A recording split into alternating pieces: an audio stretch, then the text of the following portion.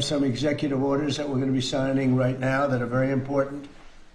They're really redos from some horrible mistakes made by Biden and his group, and we're changing them back so that we can lead a normal life, a good life, and they're actually very important, and from the standpoint of lifestyle, they're very important. So I'd ask Will to maybe explain them, and we'll ask some of our congressmen and senators to say a few words, please. Yes, Mr. President. As you said, we have 4 bills for your attention today. These are bills that have been passed by Congress. In the closing days of the Biden administration, they pushed through a large number of rules and regulations that really hurt ordinary Americans, including in their own homes. So the first of these is HJR 20. This is a bill that repeals Biden-era regulations relating to consumer water heaters, consumer gas-fired water heaters. Who was in charge of this one? This is Gary and myself, sir. Gary Palmer sponsored it, but this bill specifically saves a factory in my district. 300 Georgians will continue to have their jobs as soon as you sign that. Mr. President, this rule was issued on Christmas Eve, thinking that we wouldn't be keeping up with what the Biden administration was doing, but we moved quickly to get And this this was bill on gas introduced. heaters. Banning natural gas. Isn't that tankless ridiculous? water heaters. And how were you supposed to get your heat then? Through electric? That's through electric. Yeah. Was that basically it? Sir. Electric heat, which isn't as good. Crazy.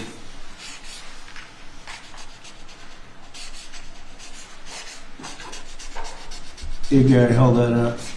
Brian, hold that up. You guys were great. Thank you, Mr. President. No sense, just no sense. But in addition to that, you have a lot of workers that lose their job, right? Yes, sir. Right. 300 workers Crazy. saved because of you. Good, thank you. Thank It's you. an honor. Here's the Golden Dome, by the way, if you're interested. There's the Golden Dome. It'll save all your lives someday, maybe. Okay, good. Thanks, Brian. You hold it up. Yes, sir. Next, Mr. President, we have House Joint Resolution 24. This is the same basic idea, but this relates to walk-in coolers and freezers and other refrigeration devices. Again, last-minute Biden-era regulation that hits ordinary Americans hard. And what did they do? They put increase, in... they increased the energy efficiency. efficiency requirements for walk-ins, coolers, and freezers, and therefore putting an undue burden on businesses across the country. Everything from restaurants to pharmacies, hospitals were To all a point going to where be it didn't work. impacted. In other words, they made the restrictions so strong that it didn't work. And it was going to cost them so much money to actually meet the energy efficiency standards, which didn't really save much money. So this is going to actually help our small businesses across the country, Mr. President. Good.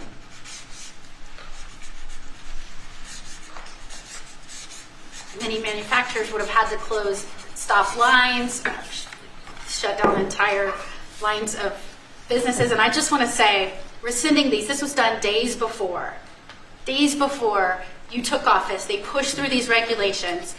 They didn't think about the cost to businesses. They didn't put American interests first. They didn't put American businesses first. I am so grateful we finally have a president who's not only walking back these insane, burdensome regulations that are ultimately going to cost us Americans and American businesses, but that you are thinking about the next generation. And as we're leading into Mother's Day, some of us are trying to parent and serve this country at the same time.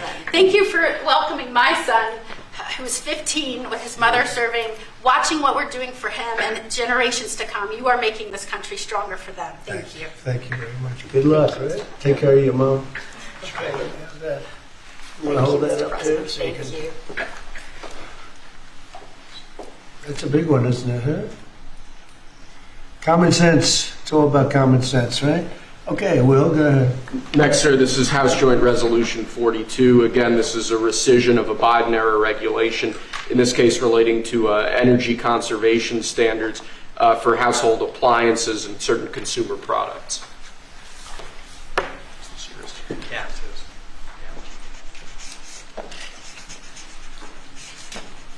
That's a good one. I know who's over there. I know who did this. Explain that, please. Sure. Look, this is helping fight inflation because the cost of the burden on appliance manufacturers is going to drive up the cost of them producing household products, which means that when you go buy a washer, dryer, any appliance, it was going to drive up the cost for consumers. It reduces consumer choice, but in the bottom line, we've been trying to fight inflation. This fights inflation. This takes the cost out of producing these products that Americans need every day. And when you add all this up, it's one regulation here, one regulation there. They always say it's de minimis, but when you add it all up, it costs a lot to American consumers, and this is fighting back. And it's not as good. And it's not as good. Not nearly as good, not nearly as efficient, and more costly. Other than that, it's wonderful. Thank you. Great Mr. job. President. Thank you very much. Great. Fantastic. Okay. And lastly, sir, we have House Joint Resolution 75. Again, this is a rescission of a Biden-era regulation, in this case relating to energy standards for commercial refrigerators, freezers, and refrigerator freezers. Do you have the sink one in here? The sinks and shower heads? We have an executive order on that coming for you later, sir. Yes, That's sir. coming when? Later this afternoon. Okay, good. You going to be around later this afternoon? Good. Sinks and shower heads, where you buy a home and you have a new shower head and you don't get any water. The water doesn't come out of the sink. The water comes out of nowhere. What a shame. What a ridiculous waste. Okay, let me do this. Come here. Who's responsible for this? This is mine, Mr. President.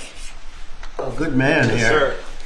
Okay. Thank You you. want to discuss that? Yes, sir. This was a government regulation that we have now repealed. Thank you very much, Mr. President. That now saves the American taxpayer. I was getting ready to say the Texas taxpayer, them too, but the American taxpayer, because who would have ultimately paid the price on a government mandate and a government regulation?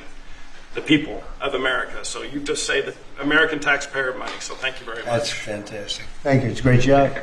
Okay, any questions? Mr. Anybody? President, Airlines said today that the 10% baseline tariff on all countries is here to stay, Yeah. even after the deals are done. Does that mean that countries offering zero tariffs won't get reciprocity? You are going to always have a baseline. I mean, there could be an exception at some point. We'll see. You know, somebody does something exceptional for us. That's always possible. But basically, you have a baseline of a minimum of 10%. And some of them will be much higher, 40%, 50%, 60%, as they've been doing to us over the years.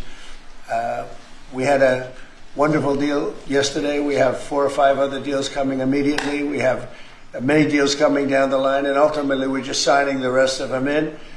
But we always have a baseline of 10%. And then specifically on the possibility of an increase in taxes on wealthier Americans, what do you say to conservative Republicans who argue that this is an increase on small business owners? Well, what we're doing is we're actually, if we ever did that, it would only be, and from what I hear, people would love to do it, rich people. I would love to do it, frankly, but what we'll do is that, you know, they'll go around saying, oh, this is so terrible. What you do it is you're giving up something up top in order to make people in the middle income and the lower income brackets save more.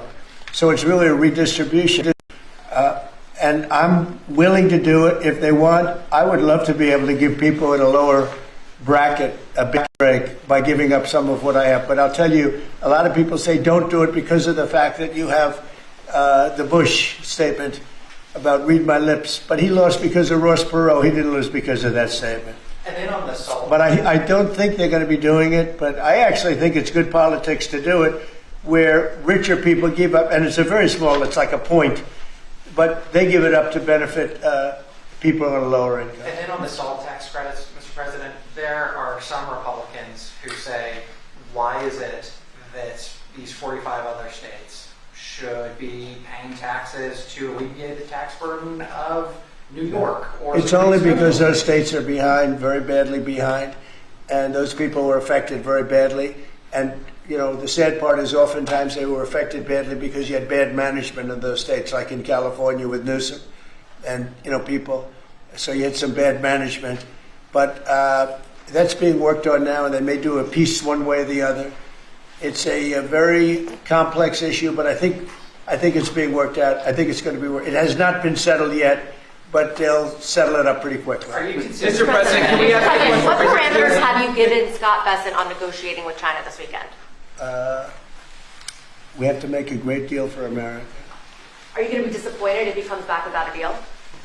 No, not at all. Because we already made a great deal. We're not doing business with China right now.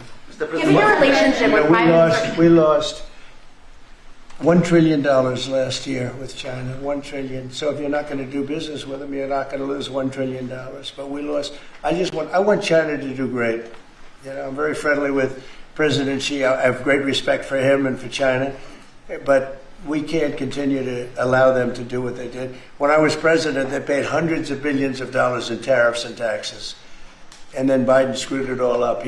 What he did to this country between the border and between all of the other problems, the wars, everything, what he did to this country should never be forgotten.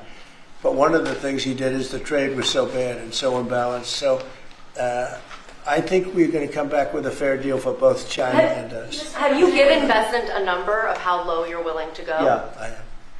Are you willing to share that number? Yeah. But I put out a number today, 80%, so we'll see how that all works out. Given your relationship The with U.S. Embassy in Kyiv is warning right now about possible Russian significant attack on Kyiv. What's your message for Putin?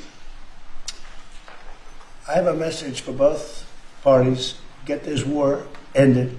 We're losing 5,000 soldiers a week, Russian and Ukrainian soldiers, and other people also, by the way.